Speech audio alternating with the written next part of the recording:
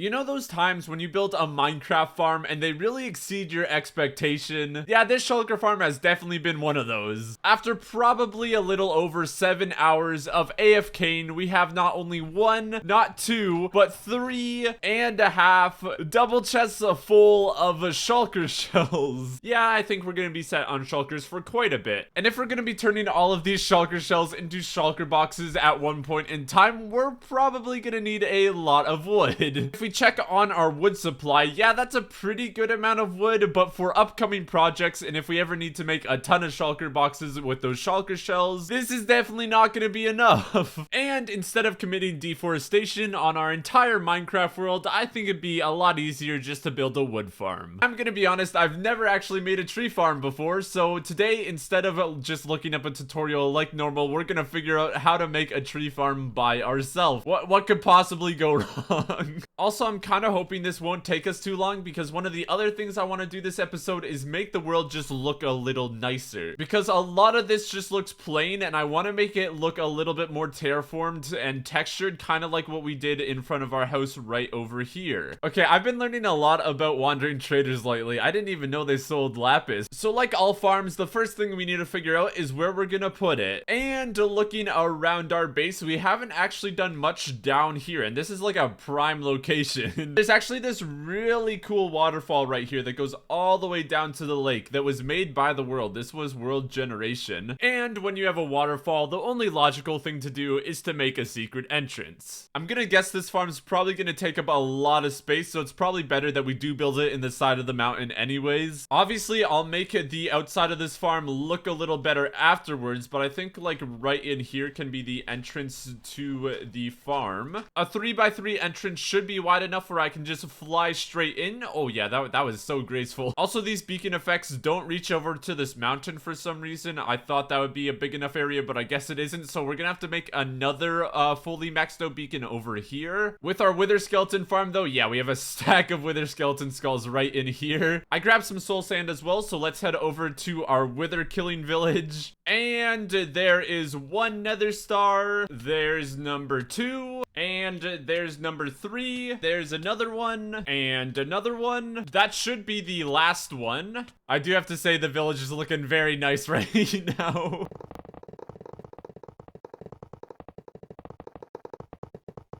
Next up, we can add on to the wall of items. So Cyber wanted to be a golden apple. Pock wanted to be a painting, and that's actually the first time I've ever crafted a painting in survival. Mia wanted to be popped chorus fruit. Roshan wanted to be a green shulker box. And it's a Lego wanted to be a brick. It's actually so cool to see the wall coming together. We have what, like about 100 items on here now? I can't wait till it's like so high in the sky and there's like 1,000 items.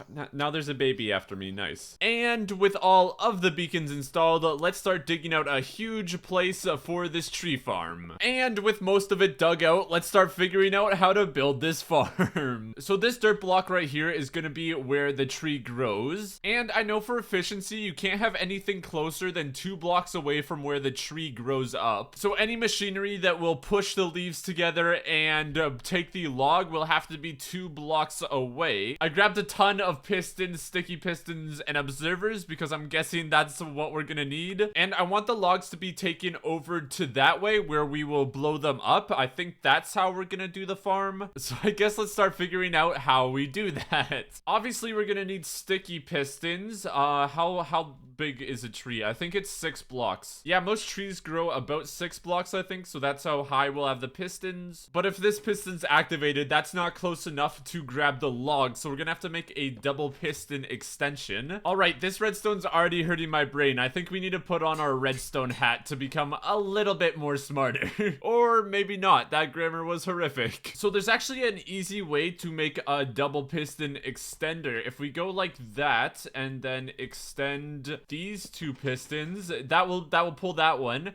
And then if we break both of these, it works. Oh my goodness. Technically, if we build this all the way up and add some more observers. And with some simple redstone on the back, actually this is a little bit complicated, but we really just need a redstone line going all the way up all these pistons, which we can just use like a glass staircase with redstone. This should work. All the redstone is now connected up, and then if we power it, it should grab the stone, and then when it gets deactivated, it should push the stone right to here. So now that we can pull the log to right about here, we need another one that pulls it this way, so then we can push it over that way. Probably just be the same thing as this. That should all be built. Now we can just add the redstone again. So blocks here, and then blocks there. And then to test if this works, we'll just use this stone as kind of like the logs, and say the logs go all the way up to 6. We activate this one first. It grabs the logs and then it brings it back. And then this one gets activated. It takes the stone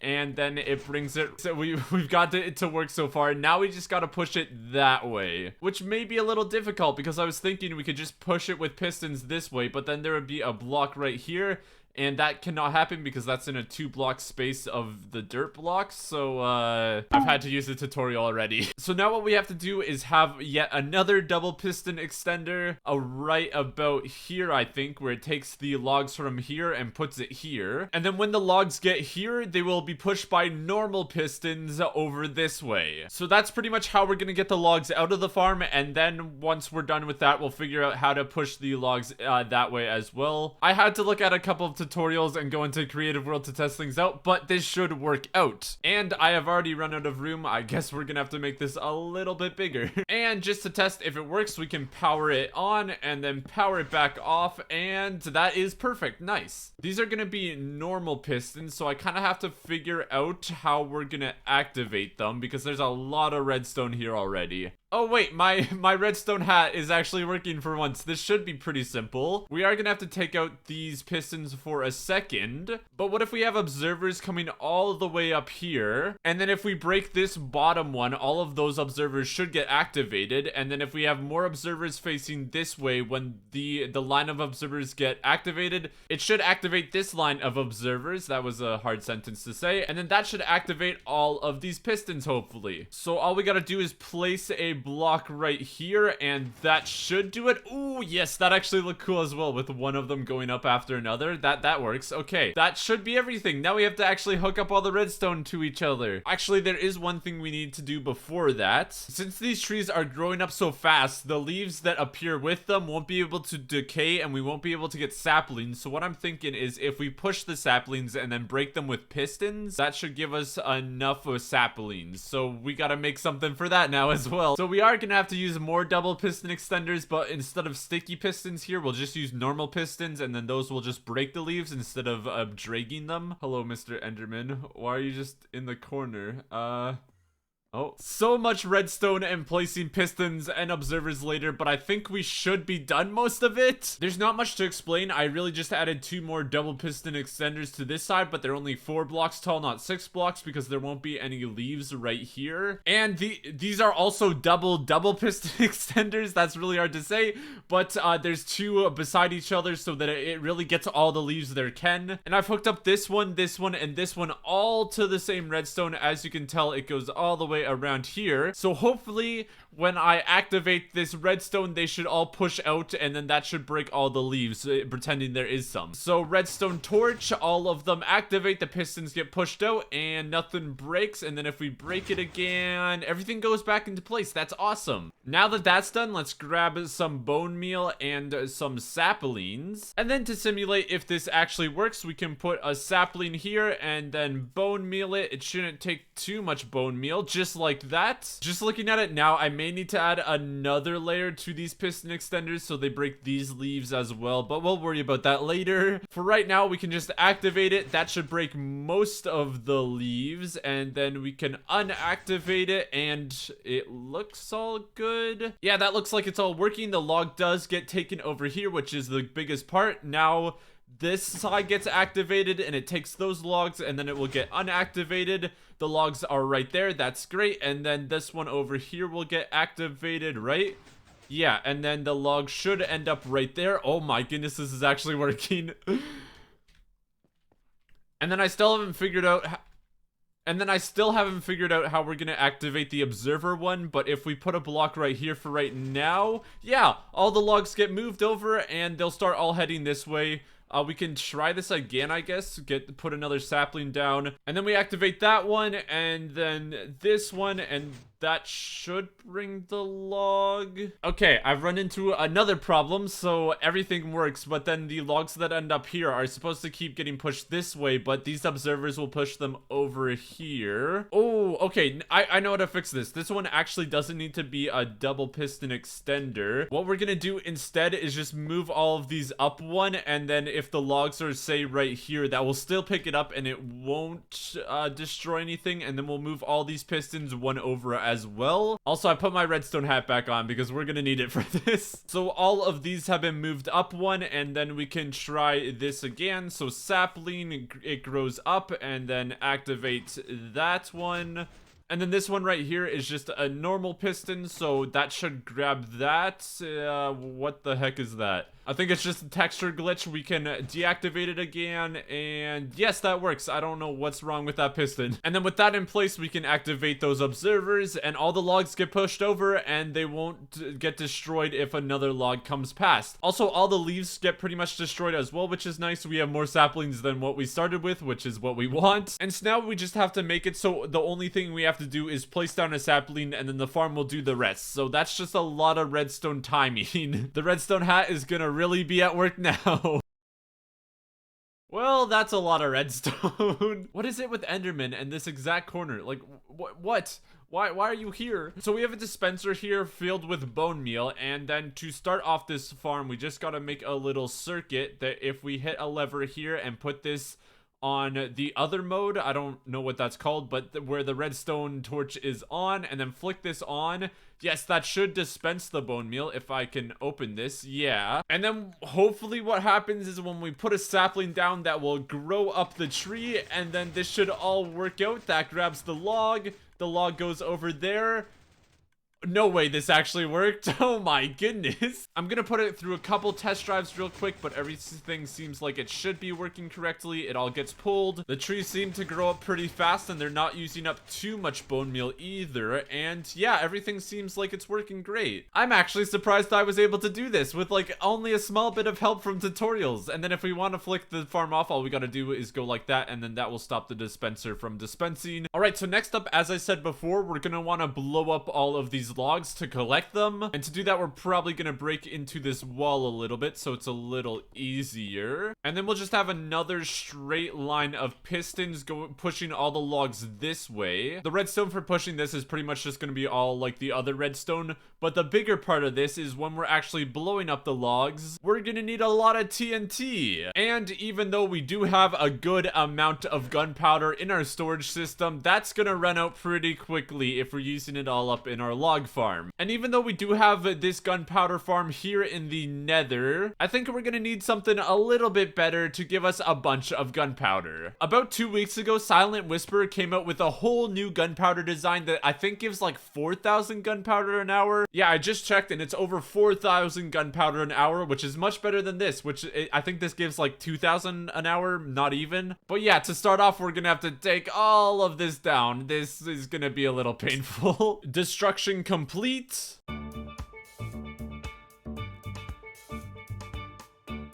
And after working on this farm for a good couple of hours, I realized that half of the farm is built way too close to the spawn point. Aha! Alright, so after building and rebuilding this farm, we pretty much have it done. This farm is a lot bigger than I thought it was gonna be, that is for sure. The techniques of this farm are really cool. As you can tell, there are a lot of minecarts getting hit back and forth. And as you can tell, when a gas spawns on any one of these layers, since those minecarts are rocketing back and forth, they will immediately get teleported right up to this top layer here. And we have two separate sides of this farm because we have it chunk aligned, and if I stand right in the middle of these 4 blocks right here, as you can tell, we have 3 gas when only 2 are supposed to spawn at a time. Since we're standing right in the middle and the chunks are aligned in a certain way, There can be up to 4 ghast spawning in this farm instead of 2, so that's why this farm is so good. And then the last things we really need to do is just put in a trident and collection system. This farm, the one downside is this farm requires a lot of tridents. So yeah, I spent the last hour just collecting up tridents. It was definitely a pain. But yeah, that should be all. We just have to put in the trident killers, then we can AFK here. Probably we won't need it more than an hour because of how good this farm is. And after way too long and so many resources, we finally have this farm complete. So pretty much all we have to do is stand in the middle of these 4 glass panes. They're kind of hard to tell they're panes with my texture pack, but these are panes. And then flick on this lever. That should turn on all of the trident killers, and all of the gas should start dying. So we should see them just immediately start to die. There's another one. Oh, I can already tell this is a lot faster than my old one. And then if we turn off this farm, we can go check if the collection system is working. That one looks good. Oh my goodness. Yeah, we have a lot of gunpowder already. I've literally just started this farm off. And check on this one. And oh, that's looking pretty good as well. Yeah, I think this farm's gonna work a lot better than the other one. Let's AFK for a little bit. And with a ton more gunpowder, this farm is a lot better than our old one. We can collect it all up, head back home, and then we can grab up a ton of sand to finally craft up some TNT and then finish up this wood farm. Yeah, this is taking me a lot longer than I expected to get some TNT.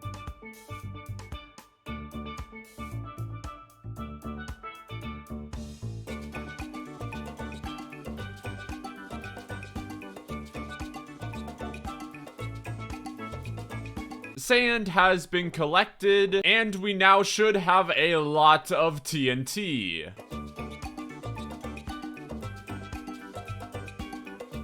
That should be enough TNT for this farm to run for quite some time. So as we said before, we want all of these logs that are getting pushed this way to then get pushed this way, so the TNT that will explode won't blow up any of our redstone. I think if we mine out a good bit of area here, what we can do is have like a ton of pistons on like a wall just like this. And then whenever the logs reach to this last row of pistons, they will all get pushed over this way one, so more logs can come through, and then those, when they reach here, will get pushed as well. And then I'm pretty sure pistons can push up to 13 blocks away, so right about over here will be where the TNT explodes. For these pistons to trigger when there's a log here, we just need to put a repeater right here, and then a redstone torch on the side of the block there. And then whenever the logs get pushed to right about here, that redstone torch will turn on this redstone, which will go all the way to the back of these pistons here. And then whenever there's a log right there, yes, those all push, and the TNT will go on this obsidian right here. We'll have to make it all look better, and we'll have to have hoppers underneath with like a time dispenser up top. But for right now, what we can do is move all of these out of the way, and we're just gonna plant a whole bunch of trees to see if these pistons and the TNT actually works. Yeah, that took no time at all, and look at all of the logs we already have. Now we can grab some TNT, and we can just pretend that this TNT fell from a dispenser from up there, but we can just light it, and then that should blow up. It'll blow up some of the stone as well, but that's fine. Oh,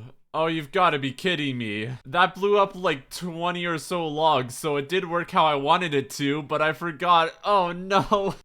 I can't believe I forgot that. So on Bedrock Edition, explosions don't always give you all the blocks it explodes. Oh, that's so annoying. I literally just spent an entire day upgrading our gunpowder farm to get a ton of TNT to realize that this TNT isn't even gonna work for the farm. Oh, okay. Well, I guess that's fine. We're just gonna have a lot of leftover TNT. Even though I really wanted it to be fully AFKable, I guess we are gonna have to break these with our axe, which I guess is fine because this takes like no time at all to break. Also, there's a ton of bee nests spawning, which I guess is fine. It's cool to have bee nests. I'll probably make a honey farm soon. So now that we have all the redstone and all of the mechanics figured out, we can finally make this not look like a cave. Obviously, the inside is gonna be wood themed, but in this room here, it can't really have any wood in it because we're breaking wood with an axe and I don't want to break the walls. So I'm thinking a combination of polished basalt and mud might look cool. We can try it out. Like these for the pillars and then these for the background type thing. Yeah, that looks pretty good. Yeah, something like that doesn't look too bad. We won't be in this room often, so like it won't really matter. All right, I changed it up a little bit. I put the light splattered all over the place because just straight lines looked a little weird, but I really like how this turned out. Also, I'm pretty sure none of the trees have grown to 6 blocks, so I'm pretty sure this last layer of pistons are pretty useless, but they're here, so I guess we'll just leave them. Now for the main room, we're gonna want to have a chest right here, and then this will be where all the saplings that fall go, and then we have a ton of hoppers that we can literally just place wherever going into that one chest. I've had to move a couple of hoppers around and like some redstone and stuff, but now if we grow up a tree and it grows, all the saplings should go right into this chest. And yeah, we already have 3 saplings. I think I pick up most of them when they drop. We can start adding in some wood walls all around the place. Obviously, coming into here will be where we enter the farm.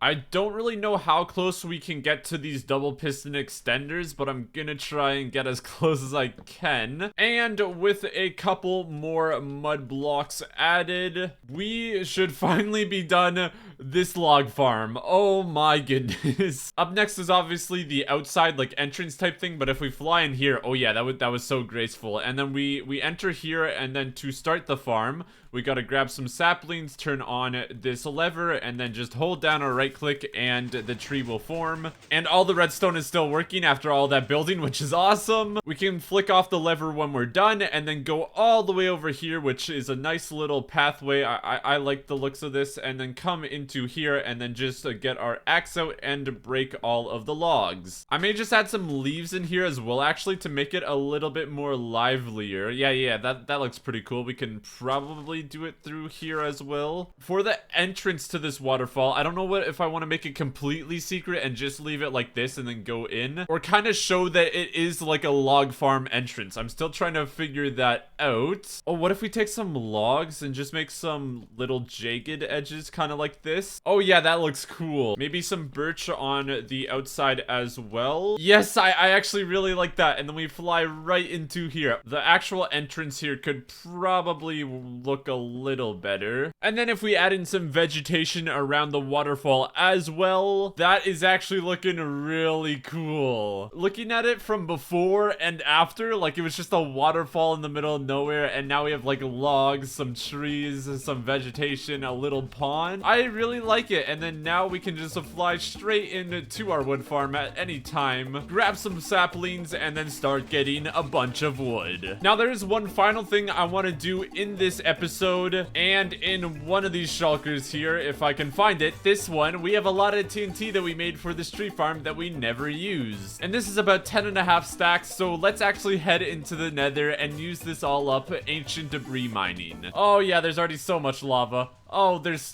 well, those 10 stacks of TNT only gave us about a stack and a little bit of ancient debris, so I think I'm gonna stick to bed mining for the most part. But yeah, that's gonna be all the time we have for this episode, so thank you all so much for watching. I do hope you guys all did enjoy. It was a lot of me figuring out how redstone worked, but you know, that's always fun. If you did enjoy, don't forget to hit that like button and subscribe. We're on the road to 30,000 subscribers. Next episode, I think we are finally gonna be getting the ultimate experience farm. But for right now, that is all. Hope you all have an awesome rest of your day, and goodbye.